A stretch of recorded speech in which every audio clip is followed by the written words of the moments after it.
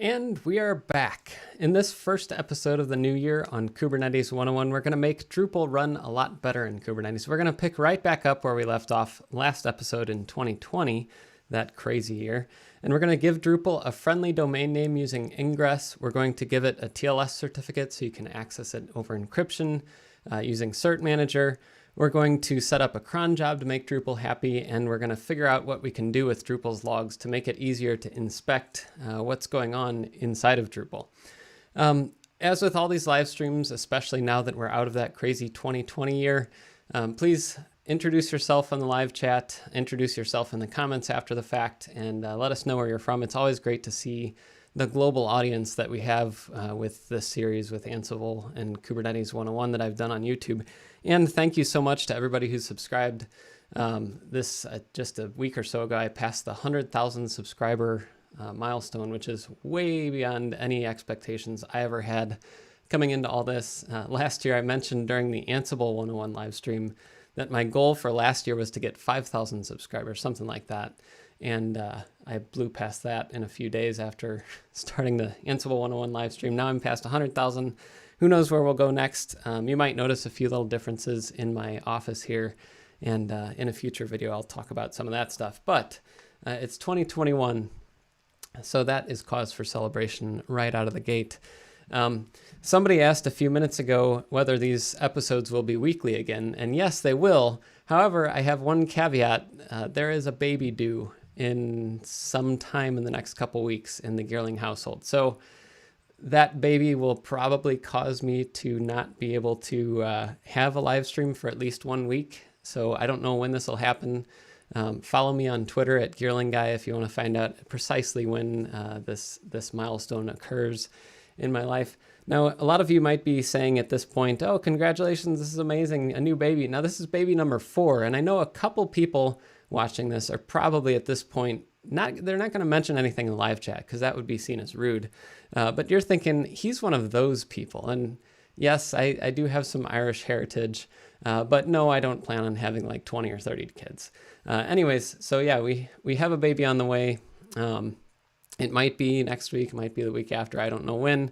I'm just going to keep doing these weekly until the baby comes, and then we will be going back. I plan on starting it back up a week or two later. It all depends on how the baby does and how my wife does and how our family is adapting and all that, but just stay tuned on Twitter. Anyways, let's see. Let me go over to Safari and I'll show you where I am from last session. If you watched episode 5, you'll know exactly where we ended up there. But if you didn't watch episode 5, I'll give a quick rundown. I created an NFS server, and we did this so that Drupal can scale up and have its file system be persistent and shared across all the different instances of Drupal that are running. Without that, we had a problem where Drupal could only scale up to one pod, which is not very scalable. So I set up an NFS server for that. I recreated a Kubernetes cluster. I deleted it between episodes because leaving a cluster running for a month or so without any use would just be a waste of my money. And I wouldn't be able to afford the lighting and things like that so that you can actually see me in one of these episodes. So I also deployed the NFS client provisioner so that it can provision a volume for those Drupal pods, and the metrics server so that I could have an HPA configuration. HPA is horizontal pod autoscaling, and we covered all of this stuff in the last episode. So I'm not going to cover that again today, but I got everything back up and running. We have our Kubernetes cluster. We have one PV for MySQL, and I mentioned last episode, we're not going to scale the database in this series here inside of Kubernetes, just because that's something that I would say would be more like a Kubernetes 202 or 204 or 408 or something. Anyways, yeah, debugging the baby at 3 a.m. Usually the baby just wants milk or a diaper change, and we'll be definitely doing a lot of both of those things. So anyway, we're to that point, and all the notes for all these episodes will always live at cube101.com, cube101.jeffgeerling.com. It is not cube101.com. And if you ever want to go back and see an old episode, everything is listed on this website, and there's an episode list here so you can go back, as well as a link to all the examples from the episode. And of course, this beautiful subscribe button here. It always helps me if you can subscribe to my YouTube channel. It helps me to be able to keep making these videos and invest more in making them even better. And maybe doing other series in the future like this. So anyway, that's where we ended up from last week. And this week, the main thing I want to try to solve is, I just opened this in the wrong window here, hold on. The main thing that we want to solve first is it's not very user-friendly to tell people to go to an IP address like 69.164.207.70. You're not going to go to your CEO and say, hey, I have a new website for our marketing department, and here's the address for it. And you got to enter all these numbers in. So we want to have a domain name for it. And there's a few different ways to do that. Right now, the way that we're doing it is we're using a node port. And this is a little architecture diagram that kind of shows how that works. You have internet connections coming into your cluster. And here's the different nodes, the hardware running on your cluster, and Kubernetes in the service that we configured for Drupal, which is right here down in the service. We configured it with a node port, and that told Kubernetes every node in our cluster, take one port, one high port, and open it up to the world, and that port will route to Drupal's service here, and then it will route to one of the Drupal backends. So that's the way that we have this set up right now, but it's, again, not very friendly. You have to know the IP address or a DNS name for each server and a node port. It's not very scalable, and that node will route internally to one of the backends, but you're sending all your traffic through one of the nodes, and that's kind of crazy. And you could set up a load balancer in front of all these nodes, but you know, Kubernetes does this stuff for you, and that's what we're going to use today. What I want to do is I want to type in ep6.cube101.jeffgeerling.com, but right now if I do that, I'm not getting anywhere. So that kind of stinks. So the easiest way to make this change would be to just change this to type load balancer, load balancer, and deploy that change. What that would do is inside, that's the wrong window, inside of Linode, that would set up a node balancer in front of the cluster for just that Drupal service. So that's great if you just have one service or two services. Maybe you could have two node balancers or something, but node balancers cost money. And the same thing if you're using Amazon and you use not EBS, that's block storage. What are they?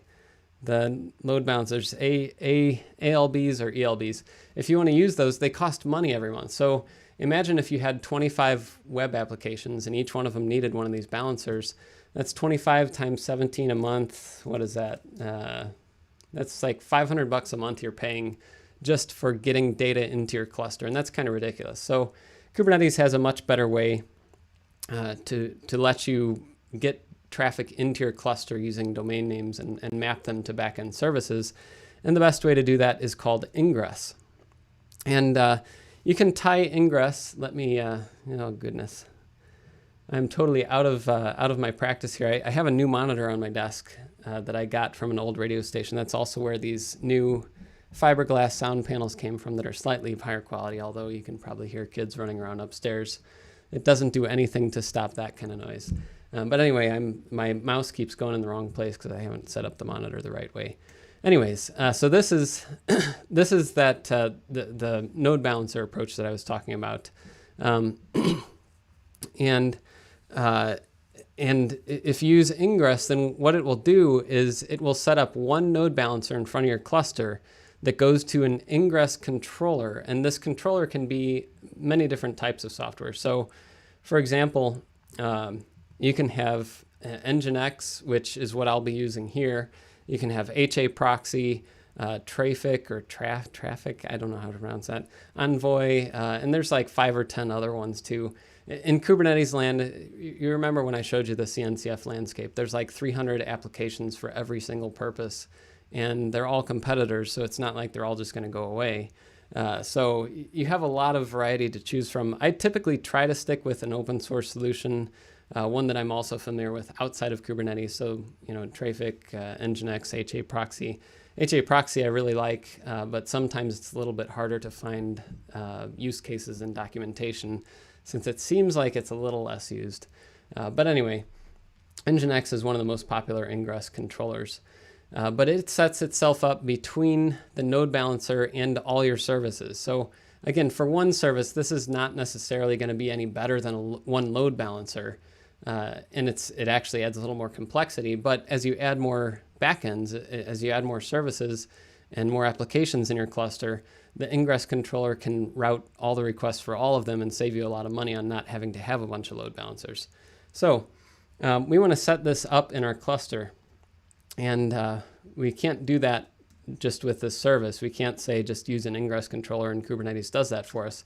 The first thing that we need to do is set up an NGINX Ingress controller, and there's a few different ways to do this. One of the ways that I often do it for my own clusters that I'm building in production is I will get all of the manifests, all the YAML files that describe it, and maintain them in my cluster's definition. For this particular example, I'm going to use Helm just because it's a little bit easier and quicker to get started that way. So I'm going to say Helm repo add Ingress NGINX, or NGINX, I don't know how to pronounce that either. And then https://kubernetes.github.io/ingress NGINX is where that is. And I already have added it, of course, so it's saying that I already added it. Helm install Ingress NGINX https. If anybody works at NGINX and wants to correct me on the pronunciation, that'd be great. Ingress NGINX Ingress NGINX. All right. So this should install an Ingress controller in my cluster, and I can check on it once it installs. I did this quicker before the live stream, so I wonder if oh, here we go.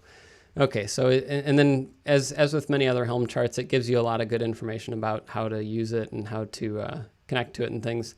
So now I can say kubectl get service, and I'm just using the shorthand. This is service, but SVC is the same thing.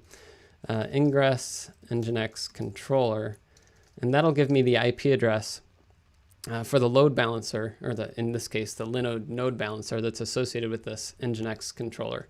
So this is now the IP address for the node balancer that will go to the backends for all my services. So the next thing that I'm going to do, because what I want to do, as I said, is go to ep6.cube101.jeffgeerling.com. I'm just using that because I own jeffgeerling.com, and I didn't want to buy a new domain name just for this demo. Yeah, it's $12 or something, you know. I already have enough extra domain names. So I use a service called name.com, and I'll talk a little bit more about other options for this later. But I use name.com, and I'm going to log in here, and it's going to need my security code. So I probably should have logged into this beforehand, but hold on. All right, so let's find jeffgeerling.com, go to my DNS records, and I'm going to add a record for, let's see, ep6.cube101.jeffgeerling.com, a record, and this is the IP address of the node balancer. And just to confirm that, Kubernetes, so the cool thing about a lot of these different backends with Kubernetes, if you used a managed hosting provider like Linode or AWS or Google Cloud or DigitalOcean or any of these, they all have integrations that tie in, and it automatically did all this for me. When I said I wanted an Ingress controller, the Ingress controller told Kubernetes, hey, give me a cloud load balancer. And in Linode, it's a node balancer. In AWS, it might be not an EBS. Oh my goodness. My brain is just not working in 2021. Whatever, an ELB. It'll give you an ELB, or I think you can specify an ALB now. So you have this one definition for an Ingress controller, but it gives you the right thing no matter what cloud you're in. So it created this for us, and here's that IP address too. And you can even inspect it and see where it's sending traffic. You can see that it's sending traffic to 3 backends over port 80 and port 443, and then inside of Kubernetes, it routes that for us.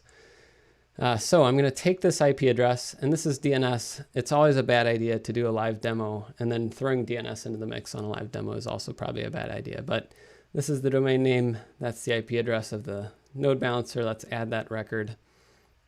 And let's make sure it put it up here, ep6.cube101.jeffgeerling.com. And if I refresh this without HTTPS, okay. So it works. But you're saying that's not working. That's a 404. Well, I set up Ingress, but I didn't tell Kubernetes yet to tie any Ingress records back to Drupal. So until we do that, this domain, which I just pointed here, and we could point any domain we want. I could point hostedApacheSolar.com at this. I could point whatever domain I want at this Ingress, and it will handle it. But until I have a record inside the cluster for what DNS domain name maps to what services, it's just gonna give me 404 not found. So the next step is to tell NGINX to route requests for this domain to that Drupal service.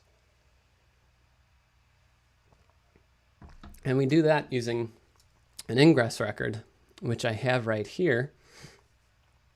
And you can still access the Drupal site through that IP address in the node port unless we switch that at some point. Like I could go down here and switch the service from node port to cluster IP. I can do that, and then it will only be accessible inside the cluster itself in its own namespace. And the only way to get to it would be through this domain name. For now, I'm just going to leave it so that it's also accessible by that node port, though. But anyway, so we want to add this Ingress record, and this will tell Kubernetes to add an Ingress resource named Drupal that uses the NGINX Ingress class that we just created. We just created it using that Helm chart. And it's going to use this rule to map a backend. So in this case, the backend is Drupal running on port 80 to the host ep6.cube101.jeffgeerling.com. So if we create this Ingress record, which I'll do now, over here, if I go into, episode 06, into Kate's manifests, and it's the Drupal Ingress, Drupal Ingress.yaml. So I'm going to say kubectl apply-f Drupal Ingress.yaml. So it adds that record, and then I can say kubectl get ingress. I can spell out ingress, or I can just say ing for ingress, -n Drupal, and we can see that there's this Drupal ingress that's routing to the port 80 in the back end. It was created 12 seconds ago. And it might take about 5 or 10 seconds, but now if I go back here, this should be directing me to that Drupal site, which it is. So now we have DNS working through an Ingress controller, and I can set up as many sites as I want through this Ingress controller. Another thing that's important to note is you can actually have multiple Ingress controllers. Sometimes you might want to send certain types of traffic through one Ingress controller and other types through another one. NGINX might handle certain types of data and certain types of web traffic better or worse in some situations than other ones, like Traffic or something. So you can have multiple Ingress controllers, and you can control which Ingress controller a service, a backend, uses through these annotations. We'll talk a little bit more about annotations in a little bit. Someone is mentioning what is the editor. I'm using Sublime Text 3.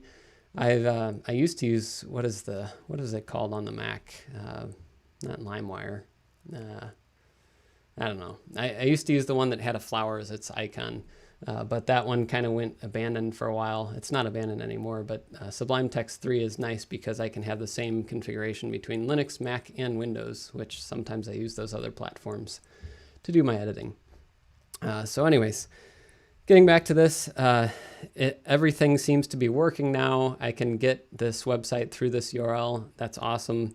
But one thing that I also want to do is right now it's saying not secure, and it's always a good idea. Like if I go to a private browsing window and go here and try logging in, it gives me a red warning here, not secure, bad idea to go to it. Browsers are starting to warn a lot more, and it's a bad user experience for a lot of cases to not have HTTPS on your website. So you want to set that up too. And actually, before I get to that, I do want to mention one other thing.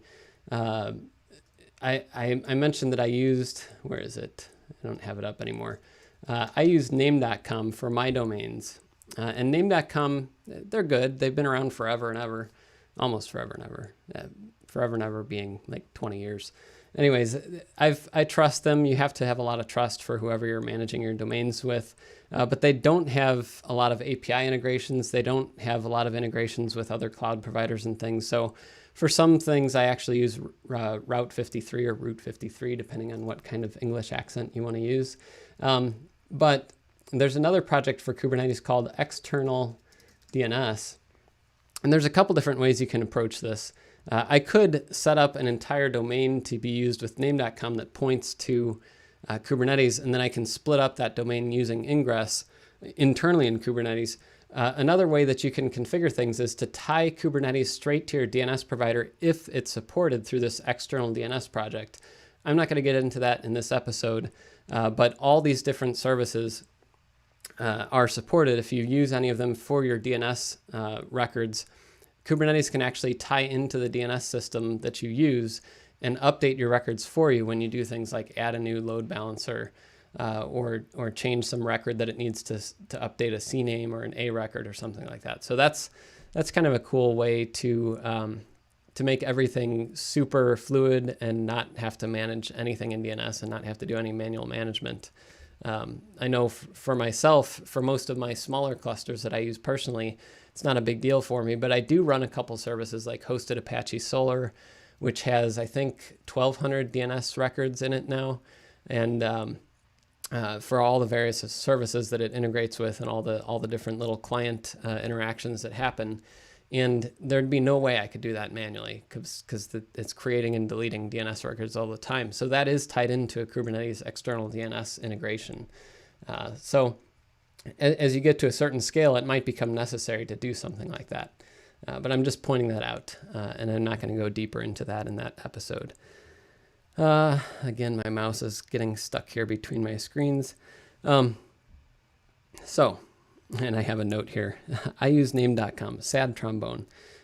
Like I said, you have to trust your DNS provider, and I've trusted name.com for a long time. They're not the flashiest, they're not the most amazing, but I do enjoy their service, and they don't have as many dark patterns when you try doing anything with your DNS. All right, and just checking up on live chat. Everything looks good. Let's see. So, using name.com can be a little bit of a chore with something like Kubernetes because there is more manual process, but something that's even worse if you're wanting to use certificates to get TLS and HTTPS on your site, especially if you want to use something like Let's Encrypt, trying to manage that manually would be a chore too. So luckily in Kubernetes land, there's a thing called cert-manager. And cert-manager manages certificates for Kubernetes. That's its big thing. There are a lot of different ways that you could use cert-manager. And the way that it works is it ties into your Ingress controller. And as long as you give a certain annotation to your Ingress records, you can tell cert-manager through there, get me a certificate through Let's Encrypt, or get me a certificate through HashiCorp Vault, or get me a certificate through an internal CA provider in my company. So cert-manager integrates with all these different things. All you have to do is set up a cert issuer, and in your backends, in your services, when you set up an ingress for it, you just tell it, I want to get a certificate from wherever and store that certificate in this place or that place.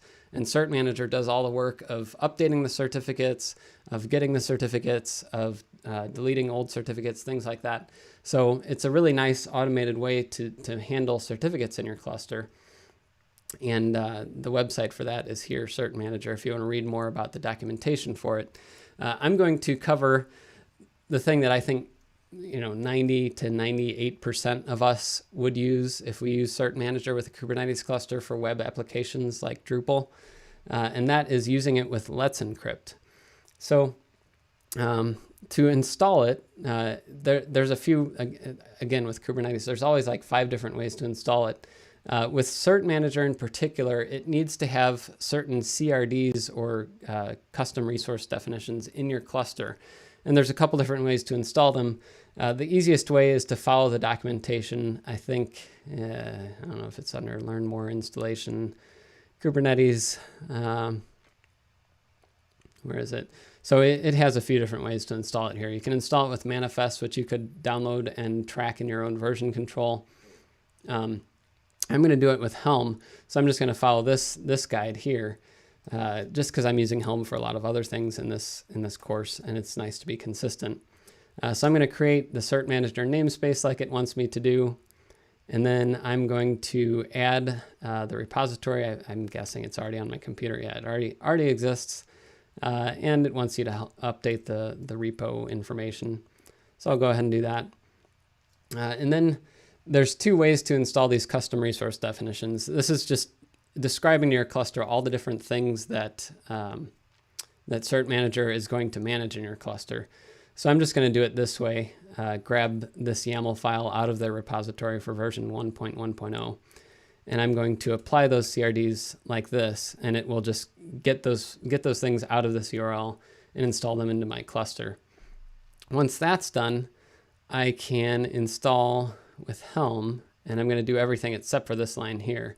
So I'm just going to grab this command, which I actually have copied somewhere else for simplicity of copy and paste without the line breaks.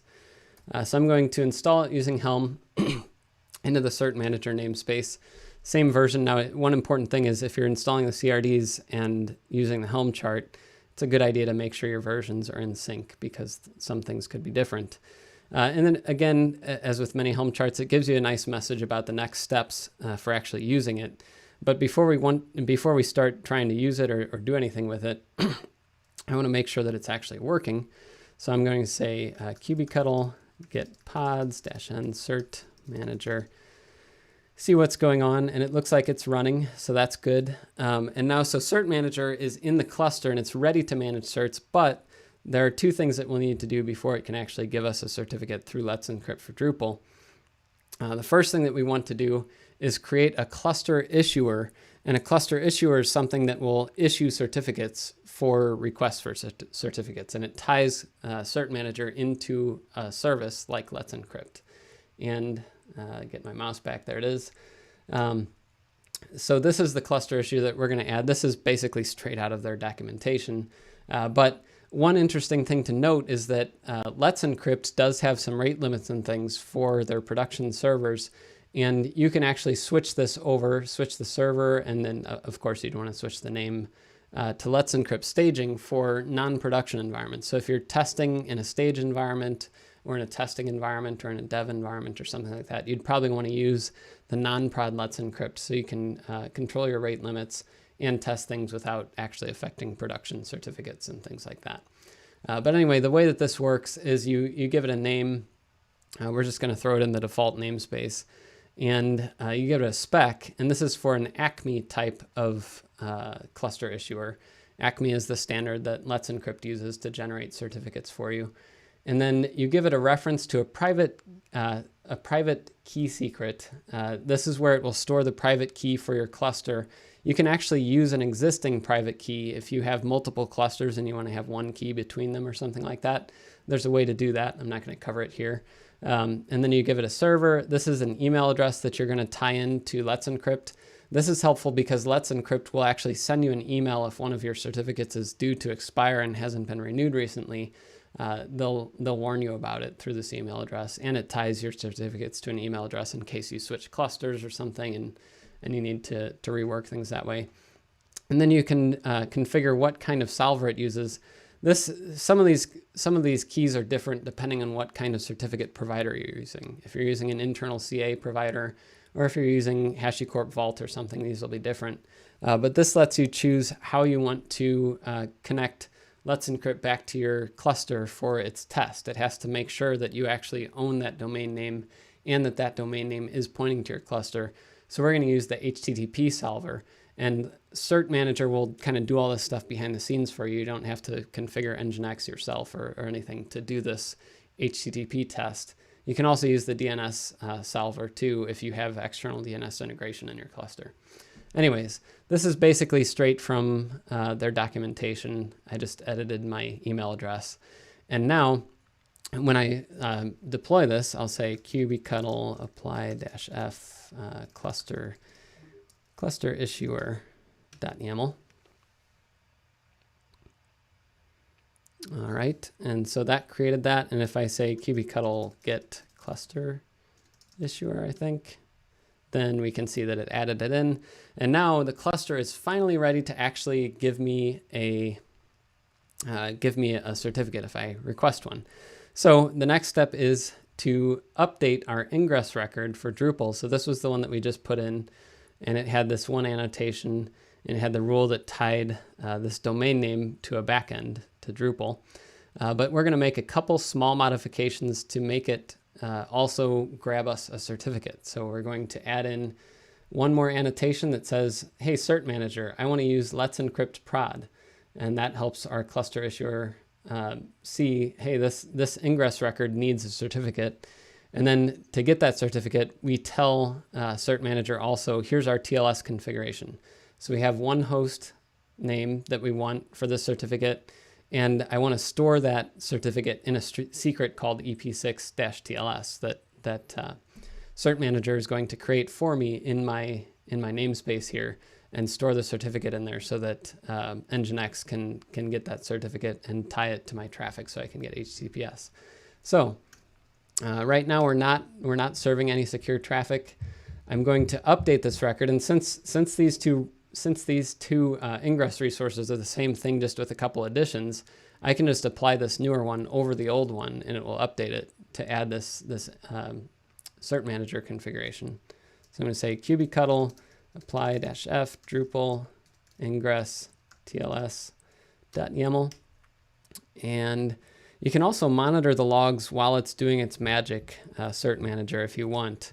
And you can see it's a little bit, the logs require a little bit of parsing to figure out what exactly is going on, but basically it does its challenge with Acme to find out, do you actually own this domain name? And it's using the HTTP challenge, which we had configured in here. And so cert-manager is going to do all that magic for us, and we don't have to do anything special on the back end. But it looks like that seems to have worked. It looks like it's ready. It says the EP6-TLS certificate is ready. So if I go to the site now and I refresh, Kubernetes will automatically redirect me to the HTTPS version. And if I click on the little lock icon, I can see that now I have a R3 certificate, which I think that's the newest one. I think that Let's Encrypt is switching everything over to R3. It used to use a different certificate authority before that. But the new one, that one's like going out in the next few months, and R3 is the new one. So anyway, it looks like that is working, so that's awesome. And now we have another problem solved. We have HTTPS support on our site, and it's accessible over a friendly domain name. So if you wanted to visit the site, you can just visit ep6.cube101.jeffgaming.com. And this week, I actually changed the admin password, so hopefully people won't be hacking into it and changing things on me. But, you know, it is Drupal, it is PHP, so there might be some zero-day exploit that I don't know about that somebody's exploiting right now. But if I go to the logs, I can also see if people are yeah, so somebody's trying to get in. Let's see who it is. Whoever has it doesn't give me the IP address here. But yeah, somebody's trying to log in. And flood control is blocking this. So that's an internal cluster IP. With Drupal, you can actually configure it to get the IP address of the actual person who's coming through. Of course, somebody who is trying to log in as admin, if they're good at what they do, they might be using a VPN or something, so it would be harder to figure that out. But anyway, yeah, hopefully you won't be able to get in by the end of this episode and change things for me. Although it looks like, this might have been something created as part of Drupal's default thing. The other thing I should note is that I installed Drupal's Umami Food Magazine demo site setup instead of installing the standard Drupal that looks like Drupal from like 2006. This one is like demonstrating all of Drupal's capabilities. So this is still Drupal. It's just a way of seeing Drupal as it can exist with multiple languages and things. Although I don't know why I got into the Spanish version. I'm usually in the English version. I don't know how that switched over. Maybe I clicked a button somewhere. Anyways, all right, so we have HTTPS. One other thing that Drupal is going to need to keep it happy is a cron job running. Now, if I go to Drupal's status report, it shows me the last time cron runs, and cron is running for Drupal. So Drupal used to have a problem where people would install a Drupal site and they would never know about this cron thing that it had to do. And so you'd have a brand new site, and it'd work for a while, and all of a sudden it would have big issues. And the problem was nobody would configure cron for their Drupal sites. So I think this was like 5 or 6 years, maybe even a little longer than that. A new module was added to Drupal called automated cron, and it solves that problem. Cron is now run at some interval at the end of a server response, but it has some downsides. First of all, the configuration out of the box only gives you 1 hour intervals, 3, 6, 12 hours a day or week, which is better than nothing. If you don't have cron running at all, that's a really bad thing for a Drupal site, because it cleans up your file system, it checks for updates, all those kind of things. But there's 2 problems with it. One is you can't do it more often. So there's a lot of sites where you would want to run cron every 5 minutes, 10 minutes, or even some where you'd want to run it every minute because you have a process that runs and cleans things up or gets new content or checks for something. So that's one downside to this automated module. And the other one is that this runs it on web requests. So it has a little extra code that checks, is it time to run cron or not? So it's nice to clean up that code path and not have to have Drupal track it and check it. And also it runs it as part of that Apache request. It doesn't make the end user experience any worse, but it does tie up another web process for however long cron runs that's attached to somebody's front end experience. So there can be other concerns with that. So we want to use a cron job. And in the old days, back when we had servers, which we still do, the cloud is just someone else's computer. There's still servers, and technically you could probably find a way to log into one of these Linode nodes and add a cron job that ties into Drupal or something. But that's the old way of doing things if you're using Kubernetes.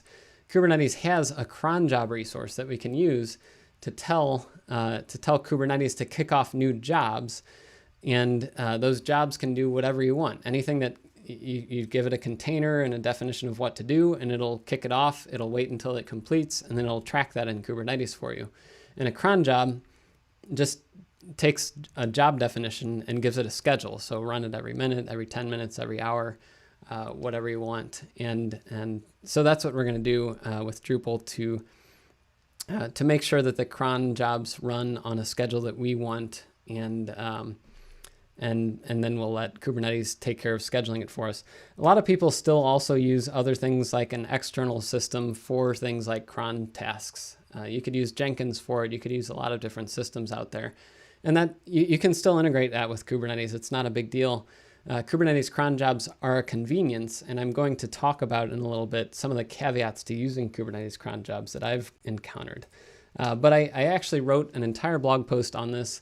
I'll paste it in the description later, but also I'll paste it into live chat so that you can get it if you want to read that. If you are using Drupal, there are some concerns and things about Kubernetes cron jobs that I mention in here, and talk about the way that I'm going to do it today. But there's a lot of different ways to architect cron jobs in Kubernetes, and the way that I'm going to show is probably not the most amazing way, but it works, and it scales, and it's easy to integrate with any Drupal site, and in fact, a lot of different CMSs that are like Drupal, you can do it the same way. Drupal gives you this key, and I'm going to delete the site soon, so if you see this key and you want to sit there and copy out every single one of these characters, be my guest and run cron all the time on it. But it gives you a cron key. It's basically a URL with a hash at the end of it that you can use to run cron on your site through a web request. And again, it still has that downside of it's using a web request for the cron task. But one advantage of doing it using this key and an external system or a cron job in Kubernetes is that web request is tied to an automated process. And you could technically find a way to move that web request out to a specific container or something. Or another way that you could have this run is you could use a system like Drupal has a thing called Drush, a command line utility. And you could have a Drush container that runs cron with Drush, but that makes your cron job setup a little bit more complex, and I'm not going to do it that way today. I'm just going to set up a cron job that calls out to this URL and does it on a schedule that I set up in Kubernetes. And you can see that cron job if I go right here. The cron job is, I'm going to call it Drupal cron and put it in the same namespace as Drupal. Technically speaking, since this is just an HTTP request over the public internet, I could put this anywhere in a cluster. I could even put this in another cluster if I wanted to. But I'm going to give it a schedule of every minute. Now for this site, do I need to run cron every minute? No. But for the demonstration purposes, it's nicer than deploying it and then waiting 5 minutes to see a result. There's a few things to keep in mind when you create cron jobs that you can configure. One thing that is important to think about is your concurrency policy.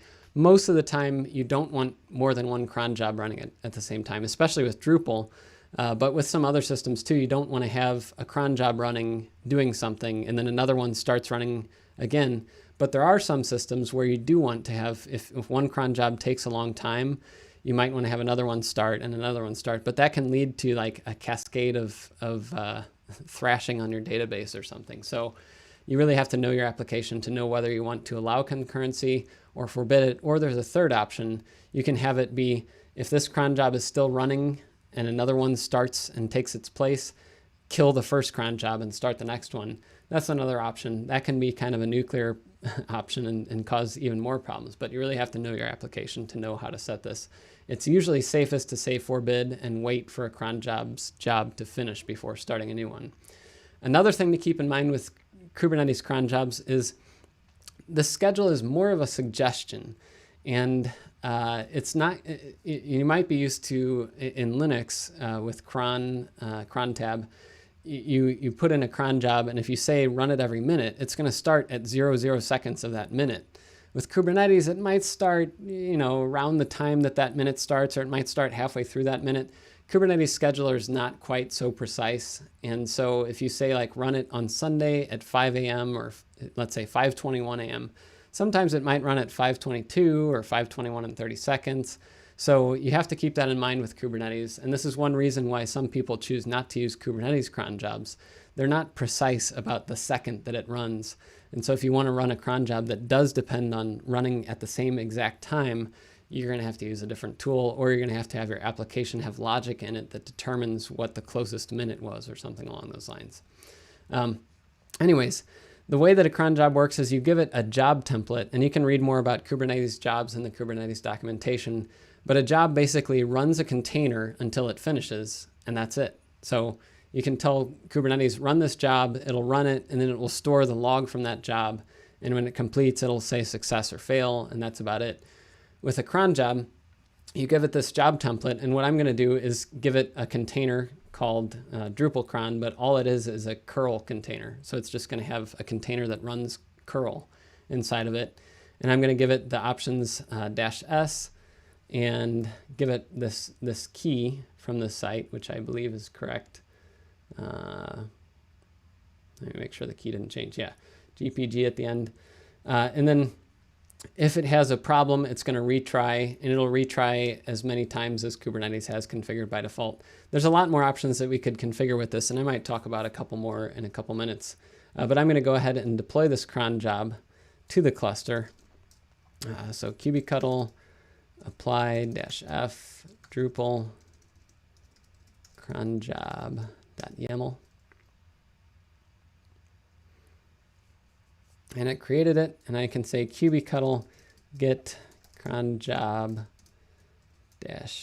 and Drupal, and we can see it's here. It looks like it hasn't run yet, probably because what time is it? 10:43. I don't actually have a clock in my office with seconds on it, so I don't know when it will tick over to 10:44. But sometime around then, Kubernetes is going to run this job. Oh, look, it's active right now. So 3 seconds ago it started, and we should be able to go into Drupal and check. This should be updated to 8 seconds ago. There we go. And if I go into my logs in Drupal, I can see that a cron run completed at 10:44, so this particular minute. And it gives us a lot of detailed information here. So that's a good thing. It looks like that's working. And now, if I want to, I can actually turn off that automated cron module. So I can go to uninstall, turn this off, because I don't need that to run anymore. It will still be checking all the time if it's time to run cron, but that's just one code path I can take out of my Drupal site. So I'm going to do that. And then I can also check, so I can get the cron job and see its information. And I can also, I can also say kubectl get jobs -n Drupal. And so it's showing me that there was a Drupal cron that ran here, and it looks like it's just about time for a new one. Yeah, so here's a new one right here, and it already completed. That was very fast because it didn't have to do much, because this particular site doesn't do a whole lot on cron jobs. But it'll keep doing this, and by default, Kubernetes is going to keep 3 jobs in its history. So after the next job starts, and then the one after that, this job will be deleted out of Kubernetes history, and then you'll still see 3. And then this job will be deleted out after the 5th one is run, and so on and so forth. There are a few things that can be a little weird about Kubernetes cron jobs. And again, this is one reason why some people don't rely on them for everything. One of those things is what happens in failure modes. By default, the failed job history limit is 1, I believe. And you can configure that in here. You can change the history limits.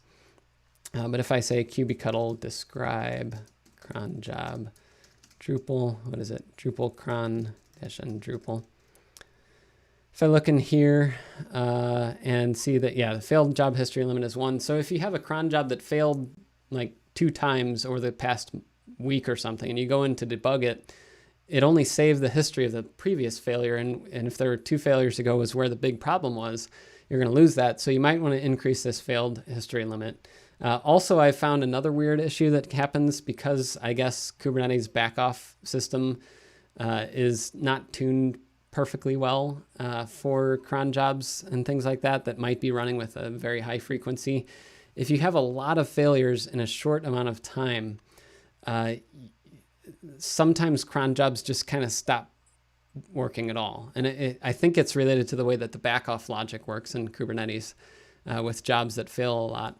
And I believe that that's not, I'm pretty sure that that's a bug. I don't think that's intended behavior, but I've seen in Kubernetes 1.16 and 1.17, I haven't run a 1.18 cluster long enough to know if this is still the case or if it's still a bug that I have to watch out for. But after months of running, sometimes a cron job will start hitting failures and then it will just stop running forever, as far as I can tell. And the only way to fix that is delete the cron job and create it again. So just something to keep in mind. You do want to monitor and make sure that cron jobs actually are running. Maybe have a daily job that just goes through and says, hey, did this cron job run in the past day? If not, maybe alert me about that. Another thing that you might want to keep tabs on is how many jobs you're creating in your cluster. With Linode, and this is one other way that you can also see how much memory your masters have available to them. Because I did some testing locally on my computer, on Linode, and on Amazon, and on my Raspberry Pis. This is what happens when you have an idea that's like, yeah, that idea would take like 10 minutes, and then it takes like 2 weeks. For 50,000 subscribers, let's see, Kubernetes, what is it? For 50,000 subscribers, I was like, I'm going to make 50,000 Kubernetes jobs. That's easy, right? But it wasn't very easy. I made a whole video about this, and you can go on YouTube and watch it. I'll actually put a card up above me that links out to this video. And I started off with this silly little intro, but I was just having fun. It's a subscriber milestone video. I'll have one of those for 100,000 soon. But my goal was to create 50,000 Kubernetes jobs in a cluster. And I found out that it's actually a lot harder than I thought. Even though Kubernetes is just tracking the job output and what happened, something between the scheduler and the job scheduler and the API itself have an issue once you pass like 10, 20, 30,000 jobs. And it depends on how much RAM your cluster has when this inflection point is reached. So the one thing I learned from this is if you have maybe like 100 Drupal sites and they're all running cron 1 time a minute, you're going to have to be careful with how much history you keep for those jobs, because the more history you keep, the more it seems that the scheduler is going to start having issues once you reach 5, 10, 20,000 jobs, depending on your hosting provider and what kind of control plane they set up. I know on Linode, I think it was around 10 or 20,000 jobs where things started falling apart. and the whole cluster started getting a lot slower. So just something to keep in mind. Most people probably aren't going to be that crazy, but I do like testing the limits. That's what I do a lot of times for my YouTube videos. So if you like that kind of stuff, subscribe, I guess. Anyway, so those are a few caveats, things to watch out for with cron jobs in Kubernetes. And thank you for the congrats on the 100K subs. It is a cool milestone, and I'm trying to figure out some really fun way to celebrate that. So stay tuned. Let's see. So those are the caveats. And we disabled Drupal's automated cron, so it's nice to take out any modules that you can take out, anything that you don't rely on. That's one less path for security problems to come into your site, one less code path to run on every single web request ever. So it's nice to be able to do that for your site. The last thing that I wanted to talk about today, and seeing that we only have about 10 minutes left in the hour, I think it was a wise choice for me. I was going to have a demo where I took Drupal's watchdog logs. This is called the watchdog log. Nowhere in the interface does it say watchdog, but watchdog is what it's referred to internally in a lot of places. So anyway, this is Drupal's log. Drupal's log is not exposed. So if I say kubectl logs -n Drupal -l app equals Drupal, the logs that I'm going to get, these are Apache logs, and Drupal's logs don't actually make it into the Apache logs or the PHP logs or any kind of logs anywhere, except for Drupal's internal database. Drupal has a module called syslog, which is way down here. It has a syslog module, and it will log out to syslog or rsyslogd on a server. But if you want to do that, that requires that daemon to be running in the background on your server. And in this case, we're running on a container that's just running Apache. So I'd have to change my container architecture to run two services, which is not really the best way to do things in Kubernetes.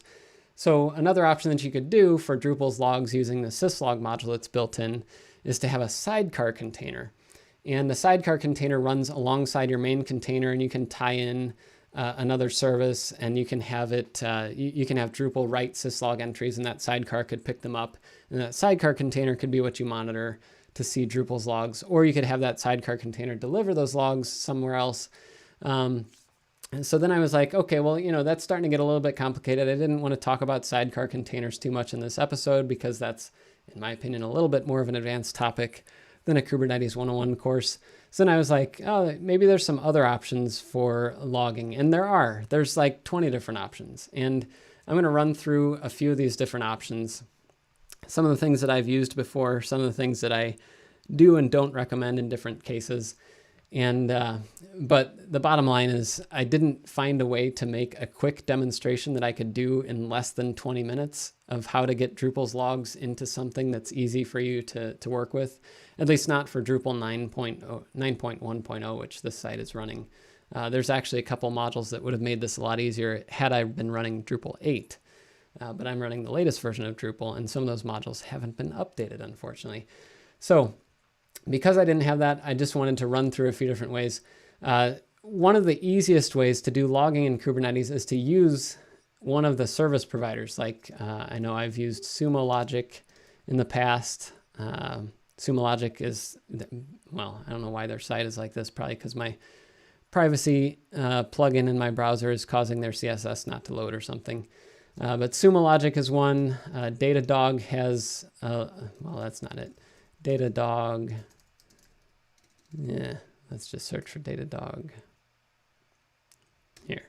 So there's Datadog, and there's a few other services too that lets you send logs to a cloud service. There's a couple good things and a couple bad things about this too. Also, another one that's very popular is Elastic, the Elastic Stack, and I'm talking about the paid service for it, so you can have them running in the cloud somewhere. One of the best things about doing one of these is it's easy to integrate, and they usually have plugins for any kind of system. So you saw a few seconds ago, I saw that there was a Drupal module for Datadog, and you just install the module, and then it starts sending your logs to Datadog. So it's pretty easy. You just have to give it an API key or some other way of authenticating.